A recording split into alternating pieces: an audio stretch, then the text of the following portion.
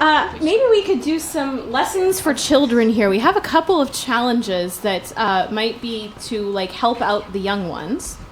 And one, The youths of today?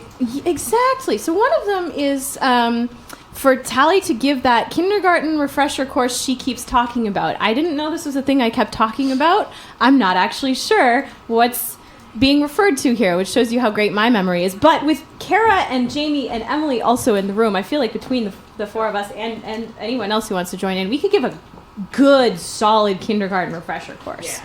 So what have we got, guys? Don't hit people. Don't hit people. Like, share your toys. Share your toys. The blue crayon tastes best. yes. Eat the red Smarties last. Always. Wait. There's even a song about it. From the U.S. and Smarties or something different. Thank you. So if you're in a Canadian kindergarten, Canadian kindergarten. red Smarties last. While it might seem cool to take your toy plastic racetracks and attach them together such that they form a circle and cars will move around them infinitely, that breaks the racetracks and will get you into trouble. It's true. Wow. Kindergarten rules are intense. There is, in fact, a correct way to play Duck, Duck, Goose. Which you will forget once you're 30. Red Rover is a very violent game.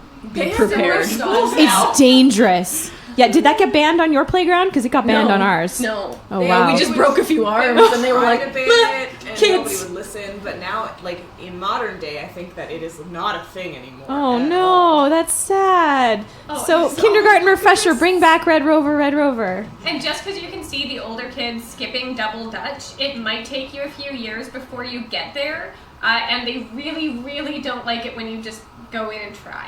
While I, the teacher, may tell you that the scribbles that you make on a piece of paper will one day turn into writing, that doesn't mean that you can put that literal piece of paper under your bed and hope that it turns into writing.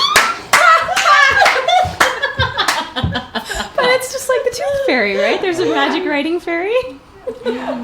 So I think I know what the challenge is talking about. I've okay. heard you on several occasions talking about people whose bad behavior in adult life means that they should go back to kindergarten. Oh. And I've heard you say that several times, that people should learn how to be Their good. basic All right. Kindergarten skills. You're right, I do say that sometimes. Yeah. Okay, be nice. GICs Be nice to everybody. Are not Sneeze into your arm. Alone are not an effective form of retirement planning. That's a good point. Gold. Very good for kindergarten lessons. Gold. Invest in your 401k. In kindergarten, it's never too early. It's never too early. Respect the nap time, because you will miss it later. Oh, yeah. hate it as a child, love it as an adult. Wait, you guys had nap time in kindergarten? Yeah, Yes. Did it? Carpet No. Oh. I didn't have nap time in kindergarten, but after school care, it was required. Like you arrive at after school care at noon. We have half day kindergarten here. You arrive at after school care at noon. You eat your lunch, and then you go down for a nap for a little while. Which really means you talk about Ninja Turtles in low voices so that the leader cannot hear you. But you ostensibly have a nap. I have a serious one. Mm-hmm. You like what you like, and if other people tell you it's dumb, that's their fault, not yours. Yes. Truth. So if you like Sailor Moon, love it. That's cool. You are cool for that. And Love what you love. there's no such thing as boys and girls, toys and colors. Yep. Everybody can enjoy everything. The chorale being, you get what you get, and you don't be upset. Yes. Also, please and thank you are very important, and so is I'm sorry. However, if you are Canadian, you will have learned that before kindergarten. It's in utero. Yeah. Probably In utero. your first word. Yeah.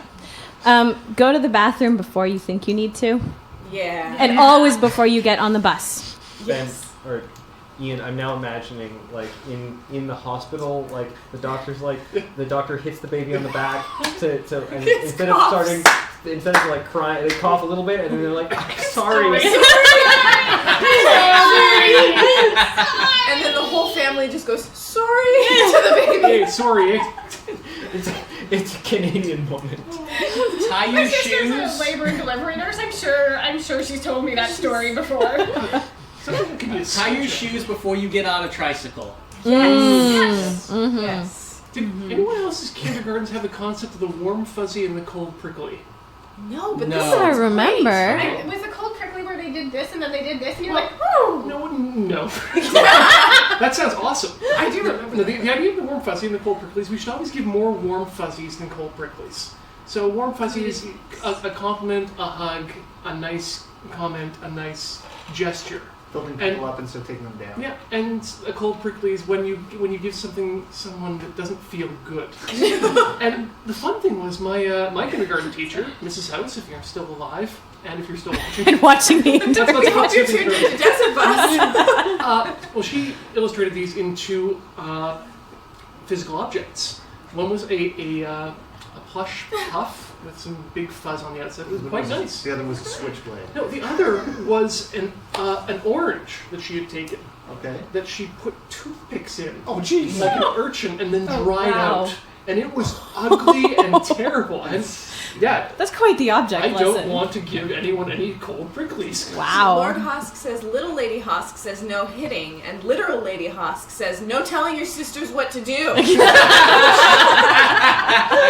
Excellent. Oh, see, Very good advice. I remember like a little bit of how I was as a child, and if that had been my teaching, the warm fuzzies and the cold pricklies, I would have been like, oh, okay, hug 2, 3, 4, 5, 6. Okay, that's enough. You know what I mean? Like as long as you exactly. Just be nice enough. And then to you say, "I'm justify sorry," the mean afterwards, and thing it's you're fine. gonna do, right? I mean, Oh dear. Close.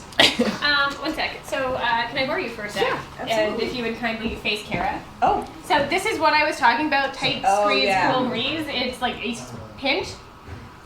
And it makes people do that. Yeah. I remember that Weird. from when I was in the young days. My sister used to do that to me all the time because I'd be like, Freak out. My brother learned that maybe it was older than kindergarten, but also don't bite your sibling. Also, Don't that stab that them in the face with an icicle. no, and that thread that your parents make about washing your mouth out with soap when you keep saying bad words just because you learned it and you want to be stubborn, and sometimes they will in fact follow through on that one. Bad words have their place, Mm-hmm. but it's not all the time, and it's definitely not in school/work. Yes, because then your parents get pulled aside for a little talk with the teacher about how you're going around saying bad words, and then they have to have a little talk with you about how they understand that mommy and daddy kind of accidentally taught you those bad words and they're okay at home, but you can't say them at school. Dr. That happened to a Foxy, kid I nannied. some